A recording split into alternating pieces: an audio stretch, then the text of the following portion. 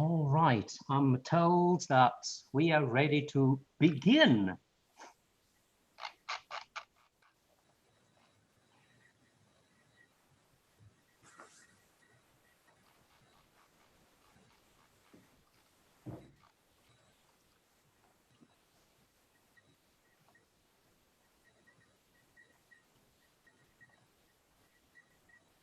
And we are live now.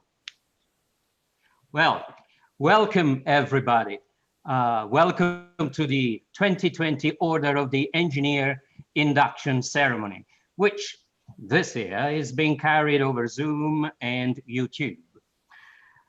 My name is Joseph Iannelli. I am an Associate Dean in the Voiland College of Engineering and Architecture. And most importantly, I proudly serve as a Professor of Mechanical Engineering at WSU Tri-Cities. I will also serve as the Master of Ceremonies in this event. Today, we celebrate the personal achievements of our students as engineers. By the same token, we also celebrate the indomitable spirit that has sustained us all and led to your academic success despite unexpected global challenges. Today, we are also joined by several distinguished guests. Let me name them. Dr. Sandra Haynes, Chancellor of WSU Tri-Cities, Dr. Kate McAteer, Vice Chancellor for Academic Affairs, Dr. Mohammed Osman, Professor and SEAS Director, Evelyn Hurd, Principal Engineer at PNNL, and Ken McGowan, representing the National Order of the Engineer. In my introduction, I will speak for no more than 5 minutes. I will offer to you, students, 3 main recommendations for you to consider as you progress in your engineering professions. Improve your societies through your engineering talent. Live according to the highest ethical and moral principles. 3, deepen your knowledge of your own selves. As for the first recommendation, improving your societies through engineering, you have already experienced that. Think back for a moment to some of the capstone projects you have just completed. Through them, you have enhanced the lives of wheelchair-bound people, and you have restored the use of a hand through an innovative prosthesis for a person who had lost several fingers. How wonderful. These are just 2 examples of your successes to improve the world. Always strive to advance your communities. This is all the more important in the face of today's global challenges. In respect of my second recommendation, to live according to high principles, let me use a metaphor. In your 90 plus credits of engineering classes, you have fundamentally learned that engineering systems only work according to established principles. For instance, F equals ma, not 2ma. The maximum mechanical stress that can be withstood must be less than the ultimate mechanical stress, not the other way around. Systems that do not follow these principles may fail and jeopardize human lives. System failure may cause dramatic misery. Instead, high system performance improves lives. By the same token, a life that follows the highest ethical and moral principle is all the more fulfilling. When these principles are neglected, dissatisfaction would follow. But what principles are preferable to follow? I have been asked many times before. Immanuel Kant has provided us with an answer. Adopt those principles that the majority of a society would readily follow universally.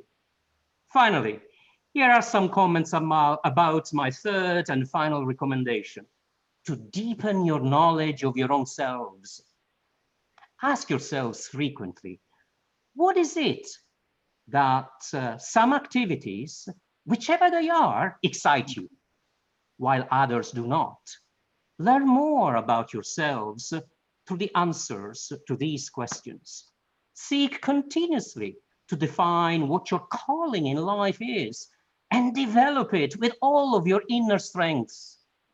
as you pursue your calling and apply your talent to improve the world, you'll achieve a profound happiness.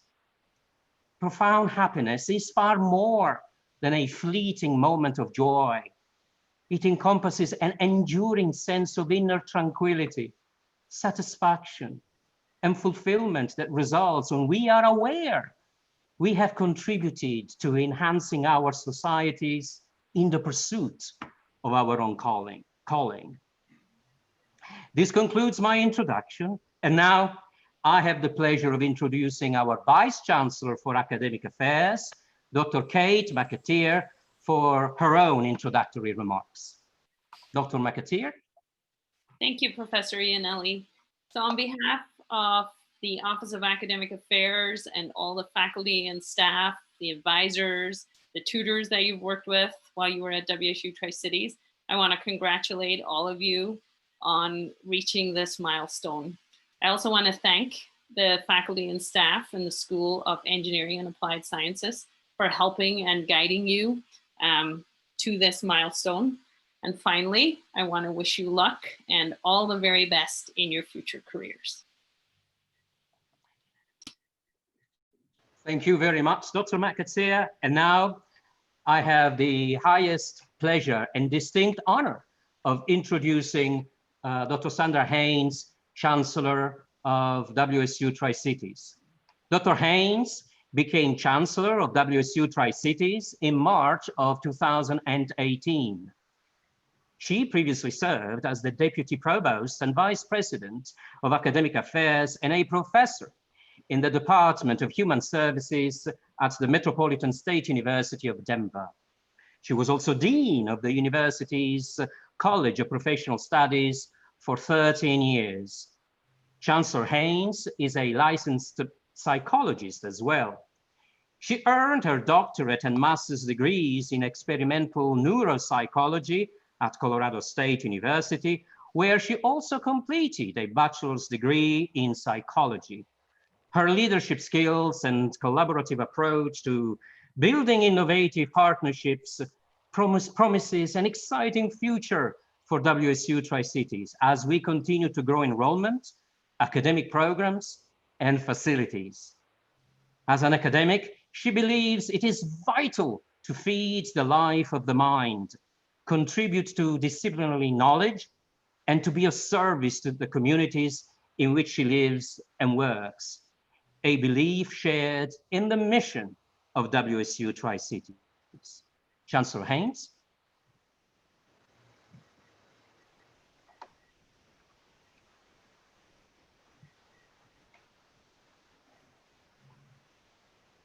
Thank you, Dr. Iannelli. I appreciate that introduction.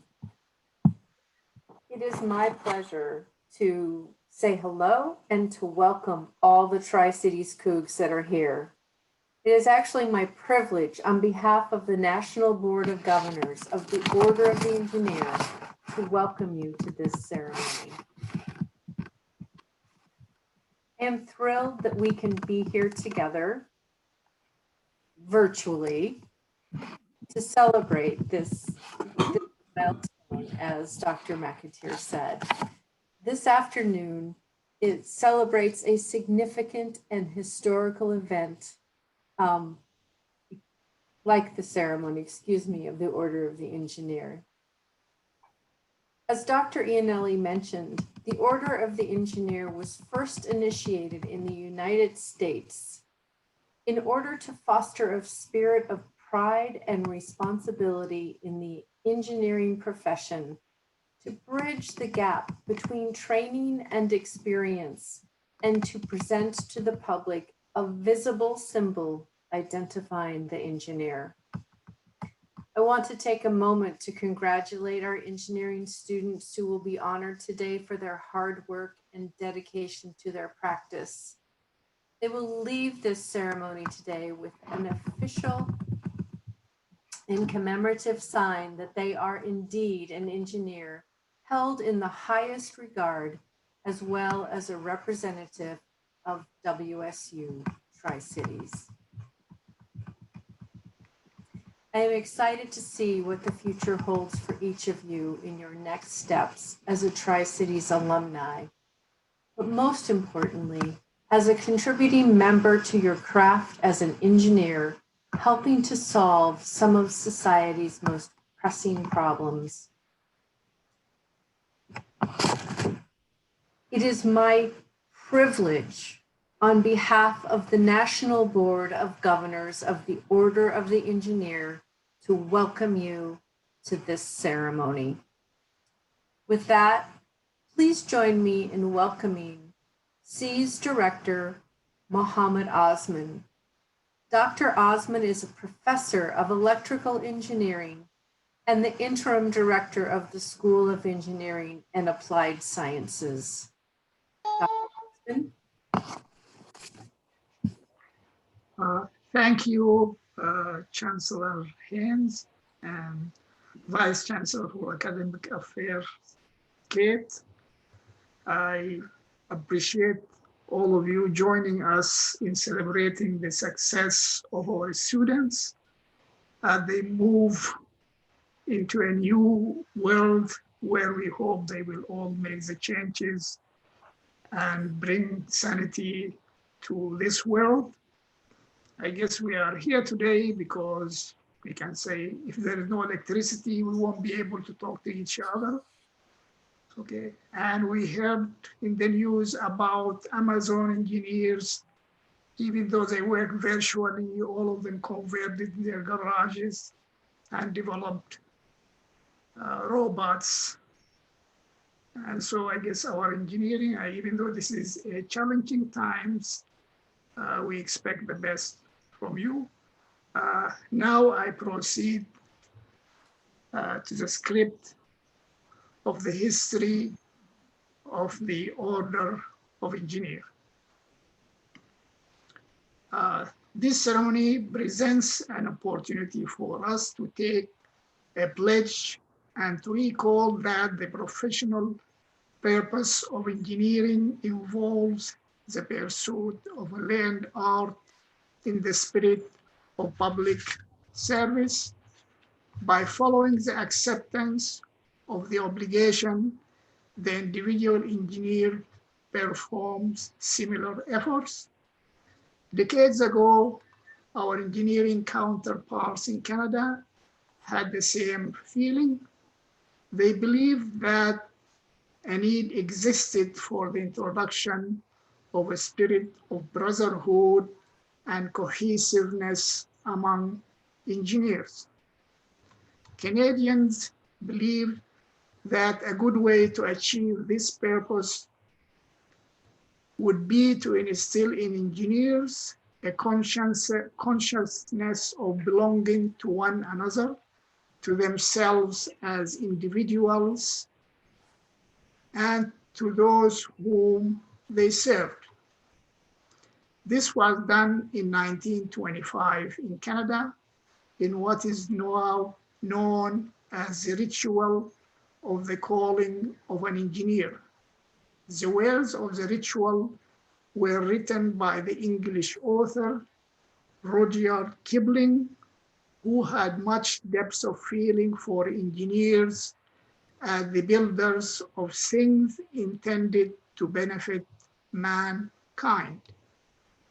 The Canadian ceremony is dignified, impressive, and includes the placing of a wrought iron ring on the small finger of the individual's working hand, and then having them repeat in concert the words of Kipling. It is difficult to visualize any better symbolism than that of a ring worn for all to see, and saying in effect that here's an engineer dedicated to a publicly avowed obligation to the profession and to those it has served.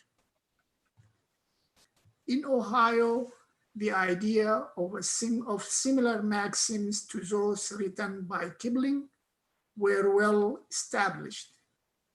and correspondence began in October 1953 between the Canadian wardens responsible for the administration of the calling of an engineer and officers of the Ohio Society of Professional Engineers, with a view to possibly extending the Canadian ceremony to the United States. Due to copyright and other conflicting factors, extension of the ritual into this country was not possible. During 1966, a group of engineers in Ohio, with members of several engineering organizations, began to pursue the objective of what came to be called the Order of the Engineer.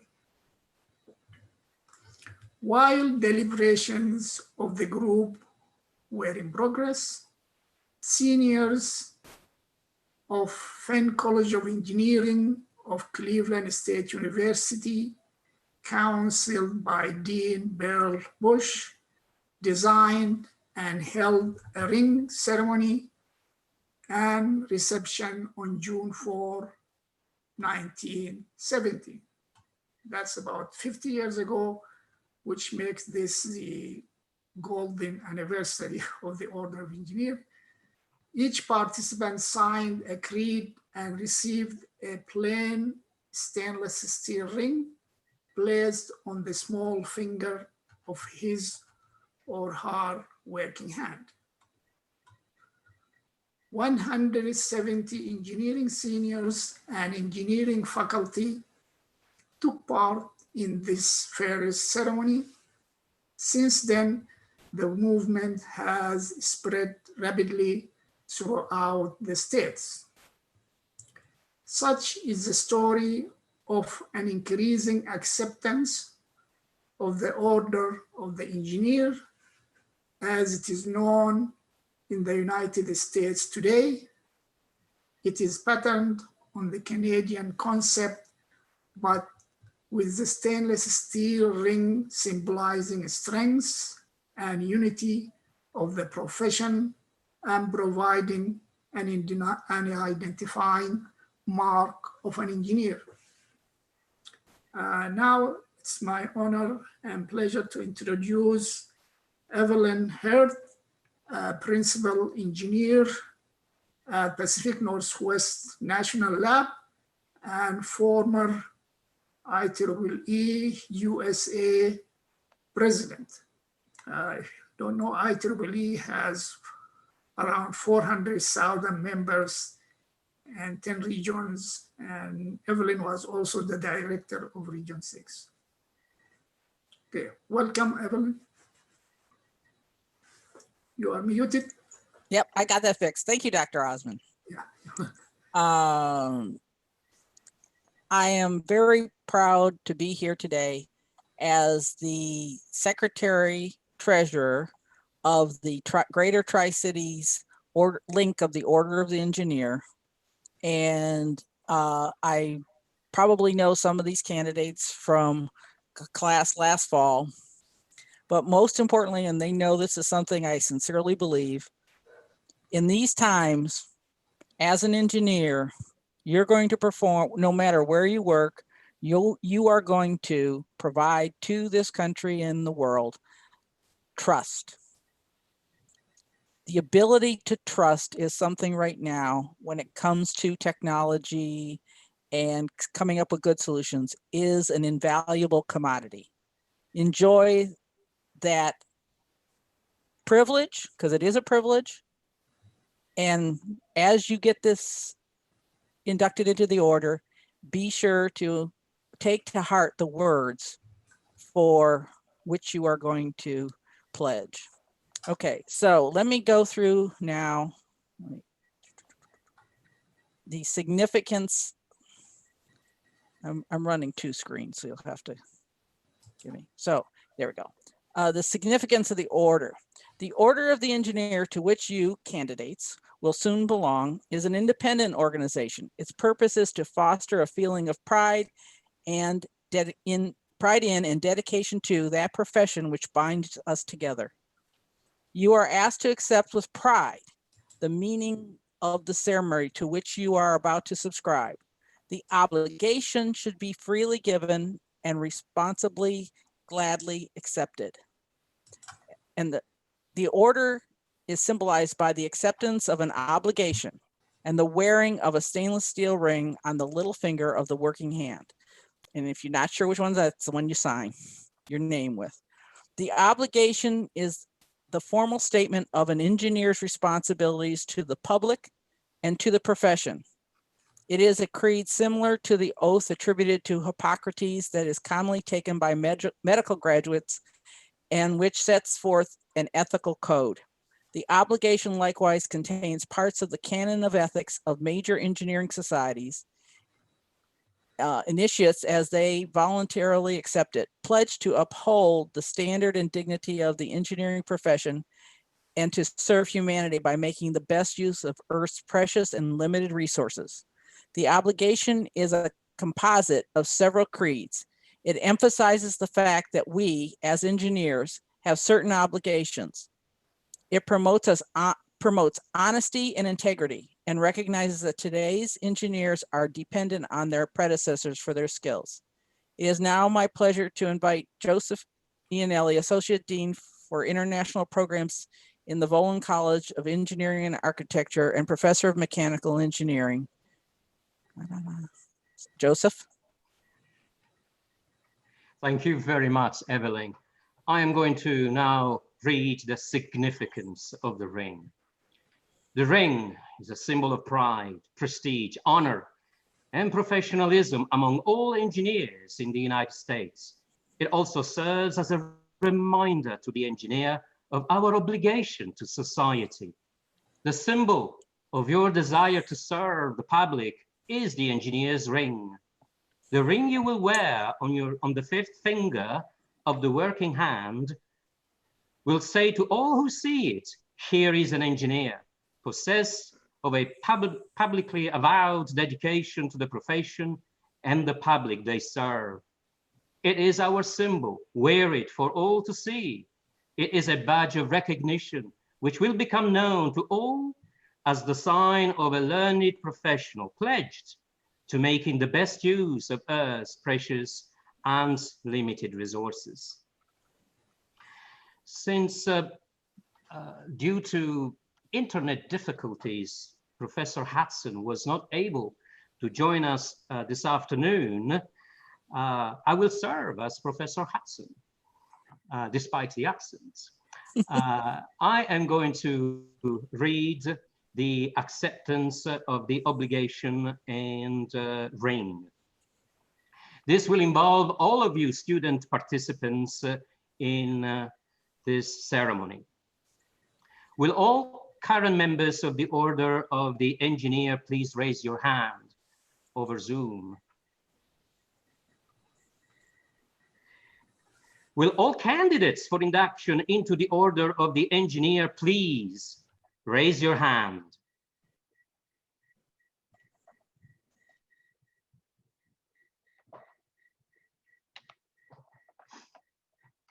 Candidates for the Order. The Order of the Engineer is an independent movement, the purpose of which is to foster a feeling of pride in and dedication to our profession. Your membership in the Order is symbolized by the acceptance of an obligation and the wearing of the stainless steel ring on the little finger of your working hand. There are no meetings other than this ceremony, and there are no dues. I will lead you in the recitation of the obligation of an engineer as written in the sheet given to each of you. All of you candidates will read the underlined paragraphs in the sheet you have received. After reciting this obligation, you will be called upon to the Zoom platform to sign your certificate. Let us recite the obligation. I, And all of you candidates will read our respective paragraphs in turns, beginning with you candidates. Please go ahead, candidates. I am an engineer. In my profession, I take deep pride. To it, I owe solemn obligations. I am an engineer in my profession. I take deep pride to it. I owe solemn obligations. Since the Stone Age, human progress has been spurred by the engineering genius. Engineers have made usable nature's vast resources of material and energy for humankind's benefit.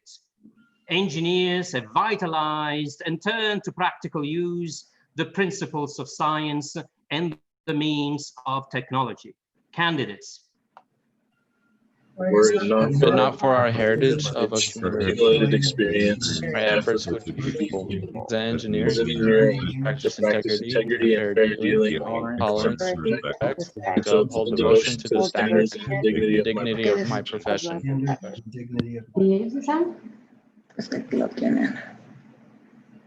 Conscious always that my skill carries with it the obligation to serve humanity by making the best use of Earth's precious wealth, as an engineer in humility and with the need for most wise guidance. I Candidates. shall participate in none but honest enterprises when needed. Skill and knowledge shall be given without reservations. Public good. performance of Performance of duty and Fidelity to my fidelity of my profession, profession I shall give the shall give the utmost. utmost. Now, in the presence of your fellow engineers, you will be directed to sign your certificate over Dr. Osman's signature as an indication of your acceptance of the obligation of the Order of the Engineer. Specifically, I am going to call candidates one by one, so wait until your name is called. When called, each candidate please slide the ring on your little finger of your working hand. Wearing the ring, the candidate signs the certificate, and then the candidate displays the certificate and holds it next to her or him just for a few seconds for a picture opportunity. May I remind you that there is this very convenient print screen button on your respective keyboards, which will allow you to capture that very important moment. So now I am going to call each of you by name. When you hear your name, proceed as I have described. Ahmed Abdi.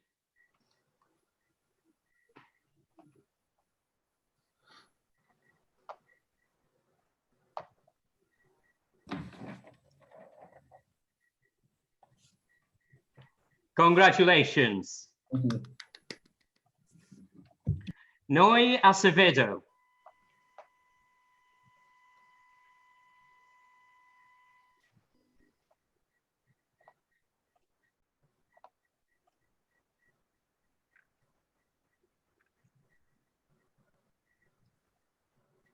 Okay, it would appear that Noe is, oh, Noe is here. All right, please proceed. Hi, how's it going, everybody? I'm currently working right now in the lab, so.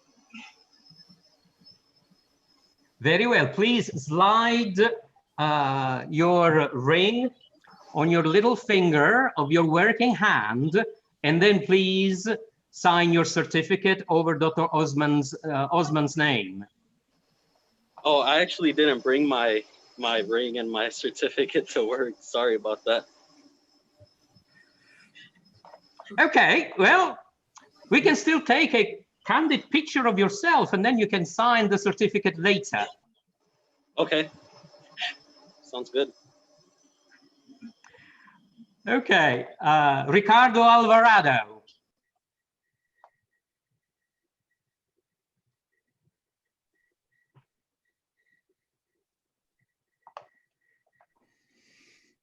Okay, it appears that Ricardo is not with us today. Miguel Alvarado.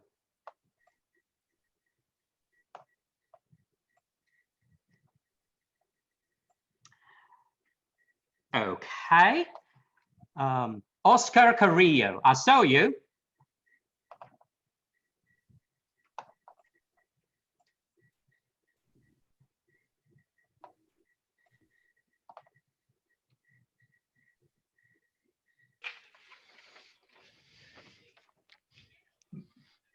Congratulations. Thank you. Leonardo Chavez Horta.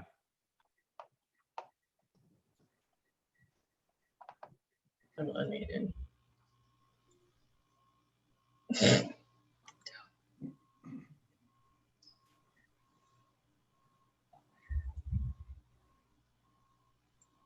Congratulations.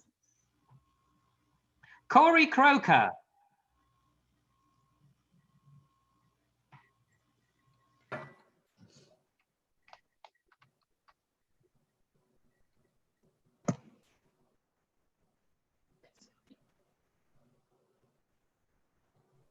Congratulations.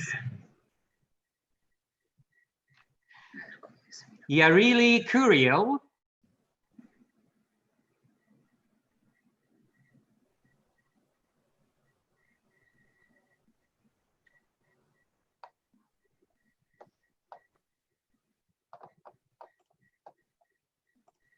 Right.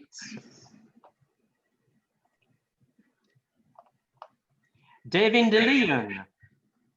No me pasaron. Okay. Dakota Imes.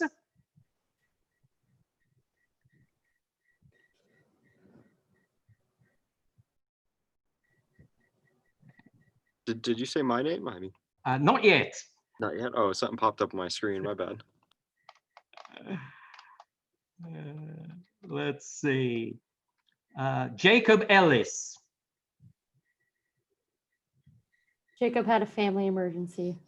Oh no. Trevor Ford.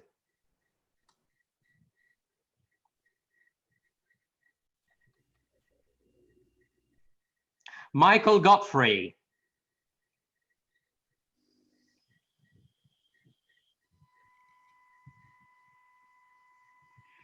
Zachary Hayes. I'm here.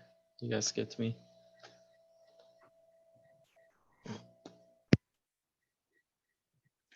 Congratulations.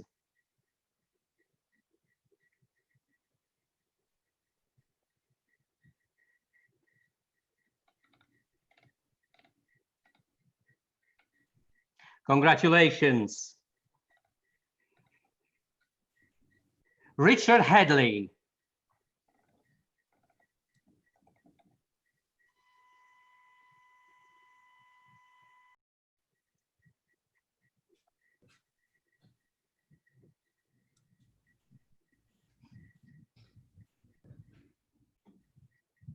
Congratulations. Go Cougs.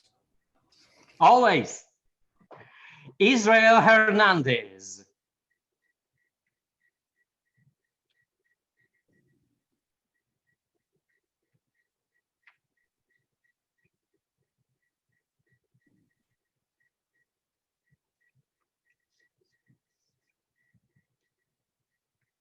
Congratulations. Jared Houchin.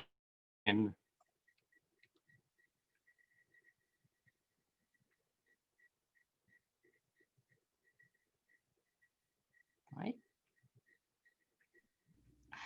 Yasmin Jimenez.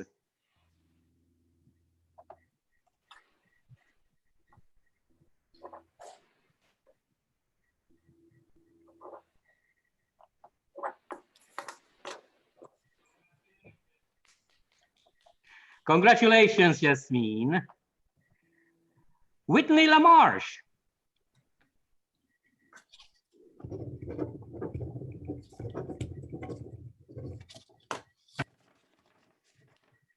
Congratulations. Ty Masho.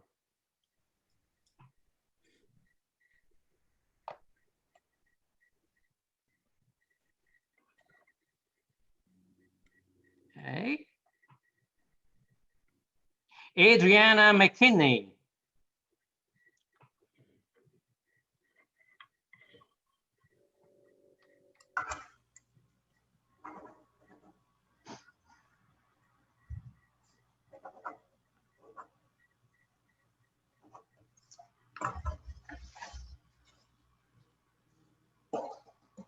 Congratulations. Thank you. Pedro Mondragon.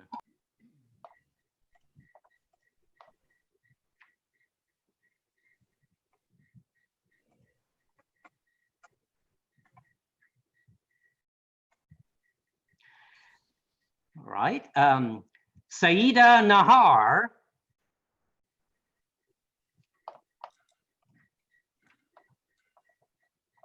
All right. Efren Pons.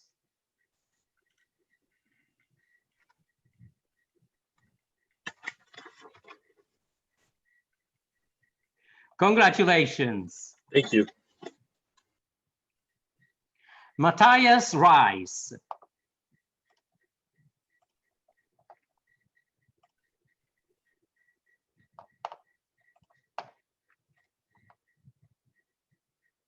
Oh, all right.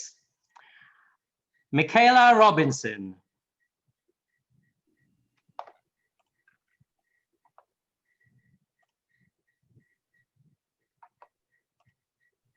Okay. Leslie Rotness.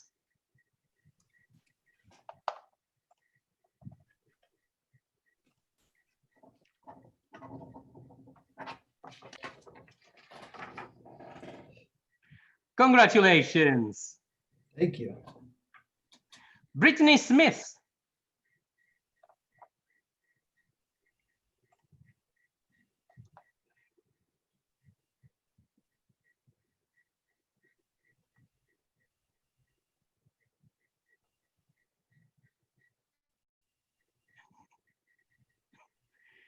Congratulations.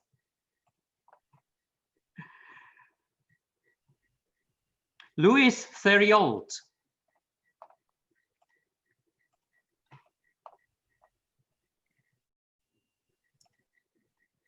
All right. Ben Folk.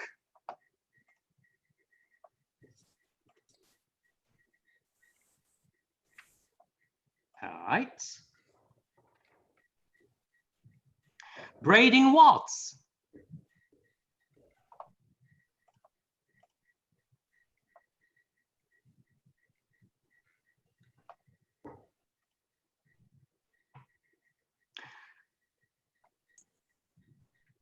I know you were waiting for this. Dalton Wees.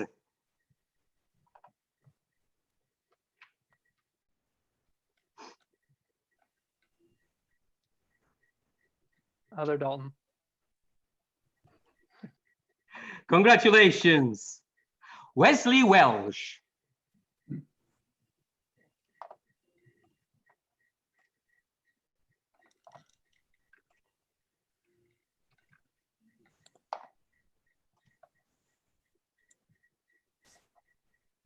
Congratulations. Dalton Wynn.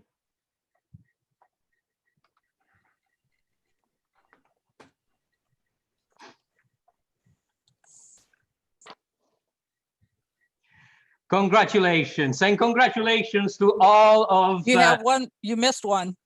I did. Hunter Milgren. I called Hunter Milgren. I did call him before. Well, there's a smiling face. Hunter Milgren.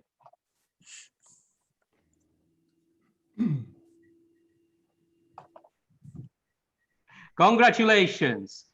And congratulations to everybody in today's induction ceremony.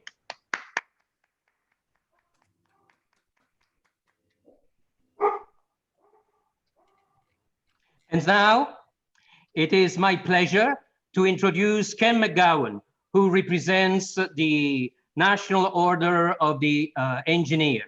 Ken? Thank you. I welcome each of you to the privileges and obligations of the Order of the Engineer. Your certificate is your creed. It bears your name and signature. It is your pact with the profession. Read it thoughtfully, regard it with humility. The ring is a reminder of our calling. Wear your ring proudly and with distinction, for you are an engineer. Please join me in congratulating the newest members of the Order of the Engineer. I will now proceed with comments and make, let's see, I have an hour, is that correct, Dr. Iannelli? You actually have only 60 minutes. No, I won't take all that time. I am here representing the National Order of the Engineer, where I have served as its national chairman and remain as one of 18 national governors. As was alluded to earlier, this is the 50th anniversary year of the National Order of the Engineer. We had planned to have a 50th anniversary celebration at Cleveland University in Cleveland, Ohio in early April, but due to the COVID virus, we delayed it to mid-October.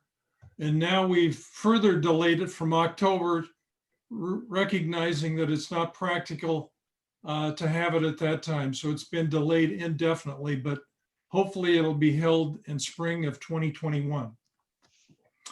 I am a senior electrical engineer and work for a top 10 consulting firm by the name of HDR in Bellevue.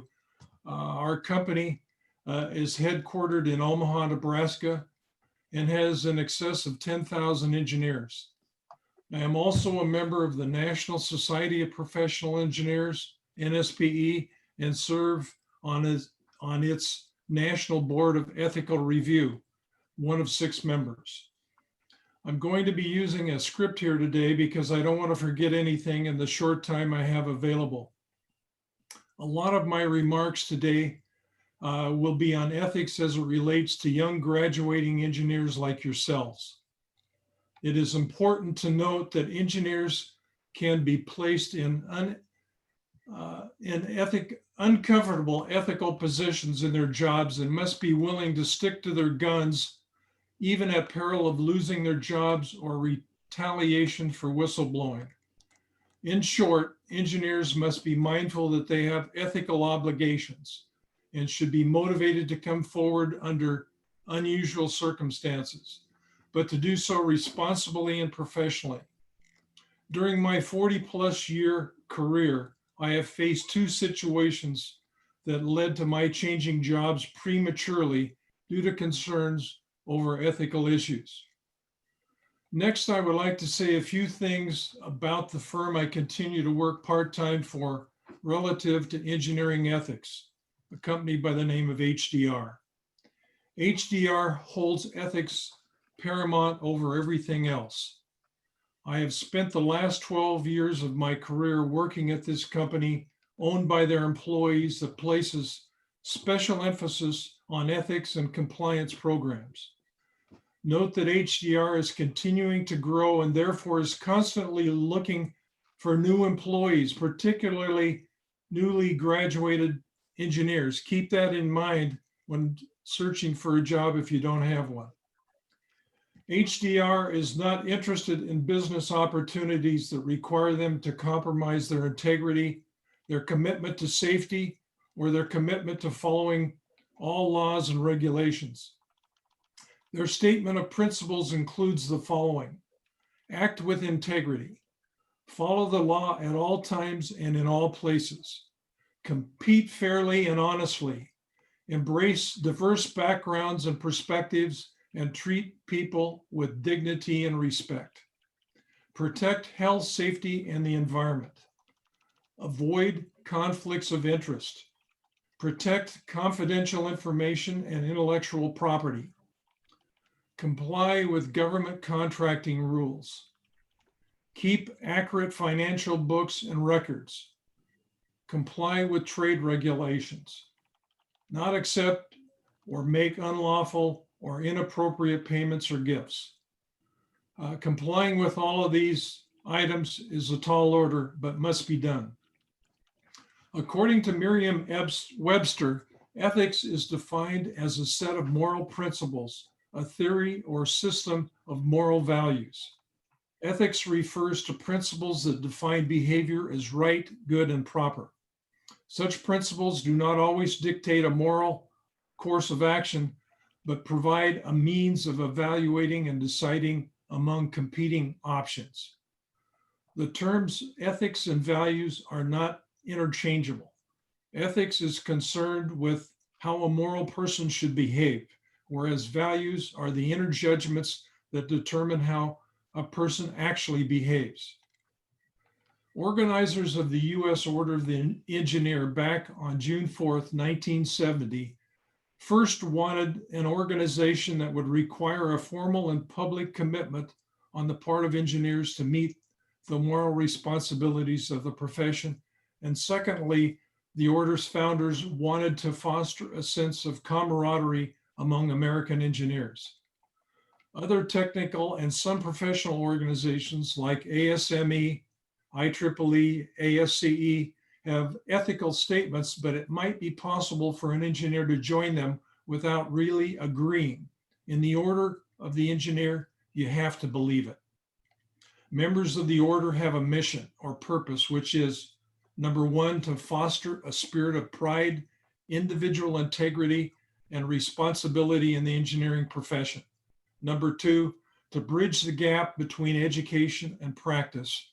And number three, to present the public with a visible symbol identifying the engineer, i.e. the stainless steel ring on the pinky finger of your working hand. Therefore, it follows that the order's main focus has to do with graduates of engineering from engineering programs accredited by EAC of ABET, like WSU Tri-Cities is, with emphasis on young engineers and their cognizance of ethical and professional responsibilities. Ultimately, being a licensed professional engineer means more than just holding a certificate and possessing technical competence. It is a commitment to hold the public health, safety, and welfare above all other considerations. A key motivation for my activity in the National Society of Professional Engineers and the Washington Society of Professional Engineers since the mid-1970s has been my keen interest and desire to expose young engineers and PEs coming into the profession to their basic ethical responsibilities. Young engineering graduate students like yourselves leaving the universities and college across the country every year are all important to the future of the engineering profession. Now for some more discussion about ethical choices and responsibilities. As the world continues to become more complex, society is turning to the study of ethics to help guide it down morally ambiguous paths. We see a lot of this in politics today. In the wake of past procurement and other government scandals, more pressure is being brought to bear on engineers, contractors, and suppliers relative to their business practices. Engineering is fraught with many difficult moral choices. The choices are no less difficult because they have to be made frequently. Engineers must often make decisions of conscience that can seriously affect themselves as well as society. How we make those decisions is the true subject of engineering ethics. Honesty, integrity, fairness, and dedication are every engineer's duty. The Rotarians quantify ethical behavior with four basic precepts. Is it legal? Is it the truth? Is it going to be fair to everybody? Is it going to promote goodwill? If you can answer these four questions affirmatively, then probably it's ethical. A fifth precept might be, do I want to see it on the front page of tomorrow's newspaper? Ethical considerations begin early in life, either in college or most likely much earlier. Ethics is about right and wrong decisions. The black and white areas are easy because they're about right versus wrong. The gray areas, however, are much tougher. They're about right versus right, or the lesser of evils dilemmas. Ethics has little to do with law, religion, and codes, since these do not always tell us what is right and wrong. Why should we study engineering ethics? Well, one particular reason is to better understand the standards governing what is acceptable behavior in the practice of engineering. Why practice engineering ethically? Well, if you don't, bad things are likely to happen. There are possible personal injury or property damage ramifications. There are possible disciplinary actions from state boards of registration of professional engineers. There could be a serious negative impact on one's reputation, one's employer, one's clients, and the profession at large. Finally, there could be loss of one's job, loss of business, and even lawsuits. Ethical choices must be made by the engineer, and he or she must do so not simply in an effort to stay out of trouble, but rather from the desire to elevate the engineering profession to the highest possible standard. Each engineer must use an ethical self-evaluation process to know in what areas their technical competence is current. Most practicing engineers will agree that adherence to good ethics is essential to good business. A firm's success rate obviously rests on its reputation. When that goes or is diminished in any way, it is almost impossible to restore. And now for some quotes. Abraham Lincoln's advice given to young lawyers back in July of 1850, a few years back: resolve to be honest at all events, and if in your own judgment you cannot be an honest lawyer, resolve to be honest without being a lawyer. Some other relevant ethics quotes. Albert Schweitzer, a French-German theologian, humanitarian, philosopher, and physician.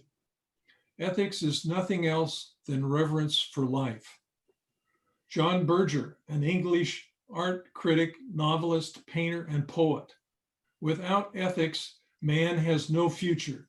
This is to say, mankind without them cannot be itself. Ethics determine choices and actions and suggest difficult priorities. Immanuel Kant, a German philosopher.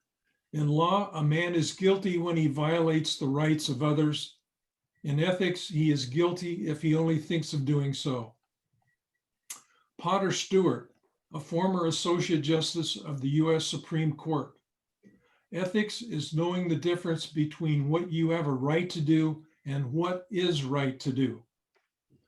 A Japanese proverb: the reputation of 1,000 engineers may be determined by the conduct of 1 hour. Warren Buffett has another way of saying it. It takes 20 years to build a reputation and only 20 minutes to destroy it. Charles Colson, evangelical Christian leader and special counsel to President Nixon. Morality describes what is, ethics describes what ought to be. Milton Friedman, Nobel Prize winning American economist. The social responsibility of business is to increase profit within the bounds of the law, which is to say, engage in open and free competition without deception or fraud. Alexander Solzhenitsyn, a Russian novelist, historian, and outspoken critic of the Soviet Union and communism. Even the most rational approach to ethics is defenseless if there isn't the will to do what is right. Finally, Roger Beaujolais, an American mechanical engineer, fluid dynamicist, and aerodynamicist, and the 1986 Challenger whistleblower. I believe in the philosophy that you need to tell people what they need to know, not what they want to hear. Engineers have got to stand up and fight for what they know is right. Some of you may have heard of Roger for his warnings on the Challenger critical O-ring seals, for his strong ethical stand in the face of employer Morton Thiokol and NASA retribution, and for his enduring post-traumatic stress disorder resulting from his stand on ethics. I had the opportunity to hear Roger speak in person at a National Society of Professional Engineers meeting the year before he passed away. So where do we go from here? As soon to be contributing members of the broader engineering community, each of you need to demonstrate leadership in ethics through your personal behavior.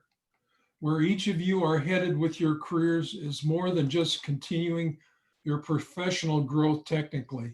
It's about being conscious of ethical considerations and how to make those choices. Now, before wrapping up, I prepared a couple of anonymous jokes about engineers. There is an old joke about an engineer, a priest, and a doctor enjoying a round of golf. Ahead of them is a group playing so slowly and inexpertly that in frustration, the three ask the greenskeeper for an explanation. That's a group of blind firefighters, they are told. They lost their sight saving our clubhouse last year, so we let them play for free. The priest then goes on to say, I will say a prayer for them tonight. The doctor says, let me ask my ophthalmologist colleagues if anything can be done for them.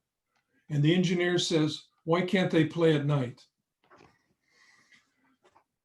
My next prepared joke, two aspiring engineering students are sitting in front of the engineering building on campus. A visiting professor from Europe comes up to them and says, Guten Morgen, sprechen Sie Deutsch? No response. He then says, Buenos dias, hablo español. Again, no response. The visiting professor then finally says, Bonjour, parlez-vous français? He walks away after again receiving no response. One engineering student turns to the other and says, gee, do you think maybe we should learn a foreign language? The other engineering student says, nah, that guy knew 3 and it didn't do him any good. Well, in conclusion, whether you are a young engineer about to start your career, a seasoned engineer, consulting engineer that is, an academic engineer, a software engineer, ethics applies to you. The engineering environment today is highly sophisticated, highly complex, and is totally demanding of one's ingenuity to protect public health, safety, and welfare. All this while improving the quality of life. Ethical dilemmas we all face, as a matter of course, require that we have a commitment to ethics and excellence. Don't ever forget that your ethical responsibility transcends your going back to work each day to earn a living. Always remember that the moral responsibility of the engineer is at least as important as your technical knowledge. Thank you all for your attention. I'd now like to turn it back to Mohammed Osman for his concluding remarks.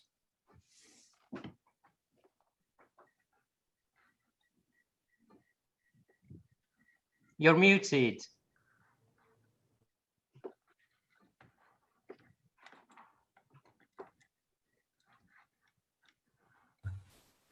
Thank you, Ken. This has been a wonderful ceremony and opportunity to see and congratulate our graduating class of 2020. Thank you, Chancellor Haynes and Vice Chancellor Kate McAteer for participating in this ceremony and joining us in celebrating the success of SEA's graduating class of 2020.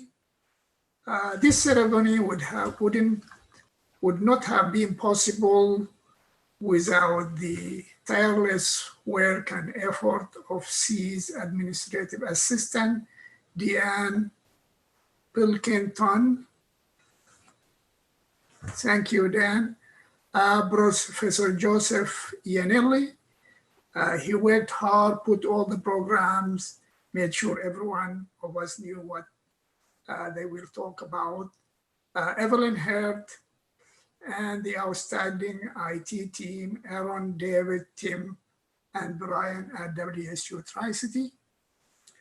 I have enjoyed listening to the excellent talk by the Order of Engineers, National Governor Ken McGowan. in which he emphasized ethics and the challenges that new engineers like you will face in your profession. Thank you, Ken, for taking the time to be part of this ceremony. And I look forward to seeing you and interacting with you more in the future. Finally, congratulations to all the new members of the Order of Engineer and the graduating class of 2020. You have been very special. Actually, you are the only group that experienced graduation-like ceremony and had the Chancellor and the Vice Chancellor here for you. Right? I'm glad to see your happy faces. Myself and other engineering faculty are used to shaking every graduating CESI student hand every May. This was different, of course. I guess times have changed because of the coronavirus and made it, I guess, more challenging and also interesting because there are more opportunities for you to solve problems posed by the coronavirus and the change in the lifestyle. And you will bring sanity to this world. And so I wish you all the success and also stay safe and healthy and go Cougs. Thank you. Congratulations to all you students. Yeah.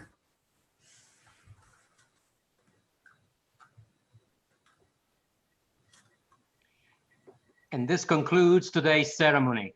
Thank you, everybody. Stay safe, stay healthy, and go Cougs. Yeah. Go Cougs. Go Cougs.